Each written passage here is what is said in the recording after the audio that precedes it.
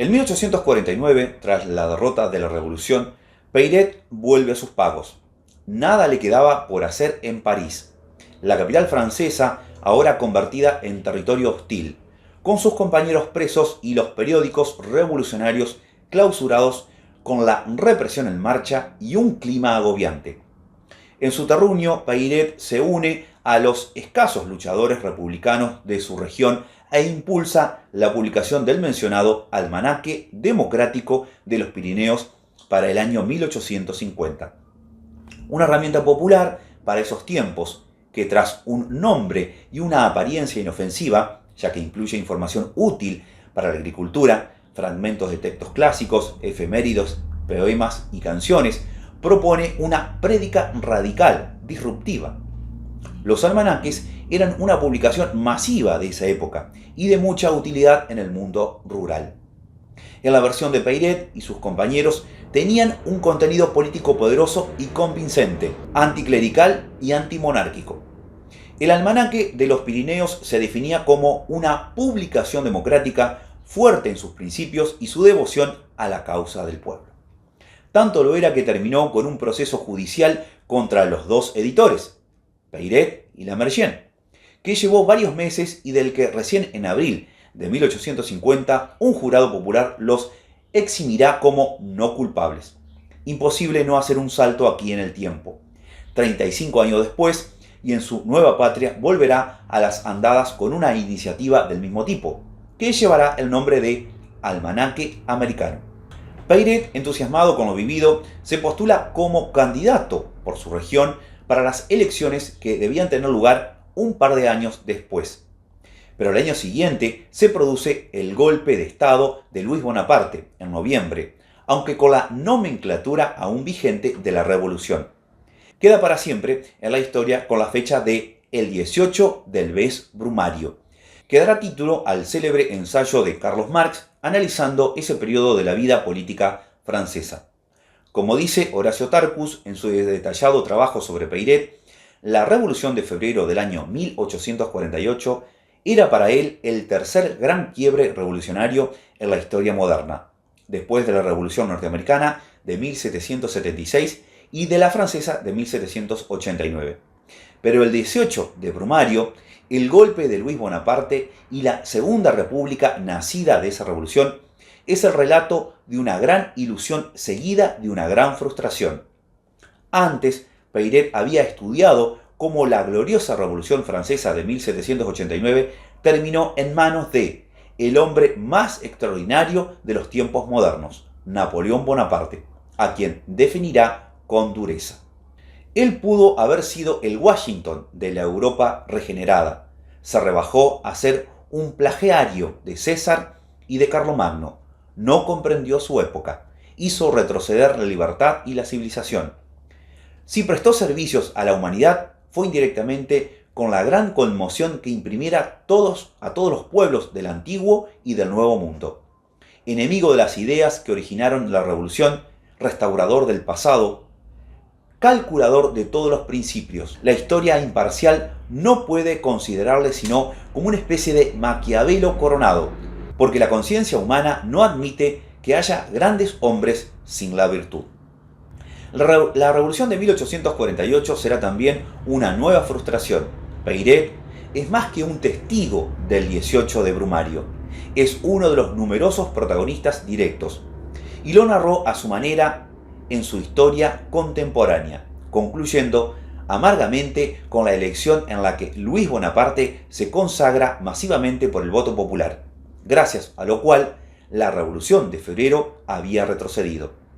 El voto universal había abdicado en manos de un hombre, lamentable síntoma de la ignorancia de las masas.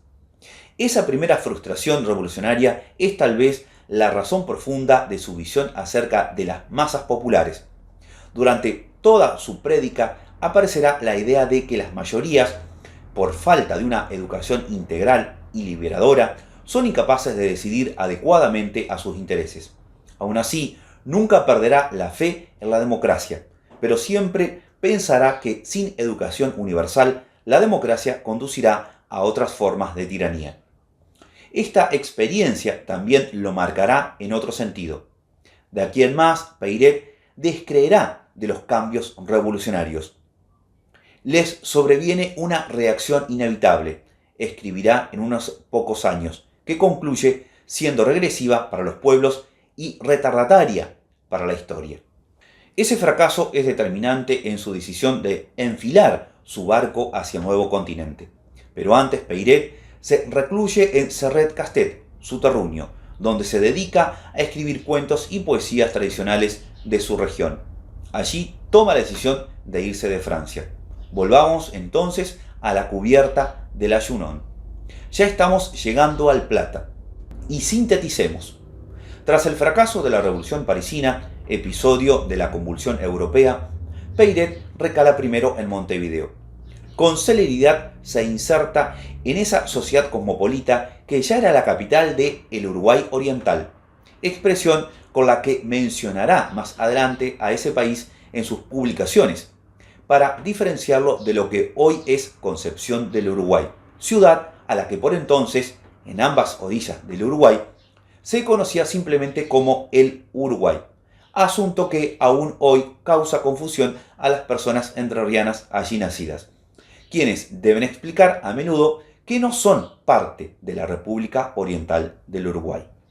En Montevideo se congregaban todavía buena parte de los rioplatenses opositores a Rosas, algunos conocidos unitarios, varios liberales, porteños o provincianos, emigrados franceses, italianos y austríacos republicanos y democráticos, que prefirieron emigrar de Europa tras el fracaso de la Primavera de los Pueblos.